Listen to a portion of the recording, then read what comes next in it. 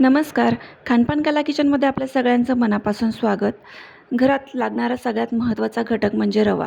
हा पदार्थ आपल्याला प्रत्येक गोष्टीसाठी लागतो. जसं की आपण उपमा बनवतोय, शिरा बनवतोय, रव्याचे लाडू बनवतोय, पुऱ्या बनवतोय, डाळबट्टी बनवतोय. असे एक ना अनेक पदार्थ आपण रव्यापासून बनवतो. पण तो बाजारातून आणल्यानंतर जर का तो व्यवस्थित ठेवला नाही, तर तो खराब होतो. त्याला आळ्या लागतात. तर असं होऊ नये यासाठी काय करायचं आहे, रवा बाजारातून आणल्याच्या नंतर तो व्यवस्थित चाळून घ्यायचा आहे. त्यानंतर एका जाड कढाईमध्ये आपल्याला तो टाकायचा आहे आणि व्यवस्थित हळूहळू हलवत आपण त्याला भाजून घेणार आहोत. अगदी बारीक आचेवरती हा पदार्थ व्यवस्थित भाजून घ्यायचा आहे, जेणेकरून तो व्यवस्थित भाजल्यानंतर आपल्याला साठवणीसाठी सोपा होऊन जातो.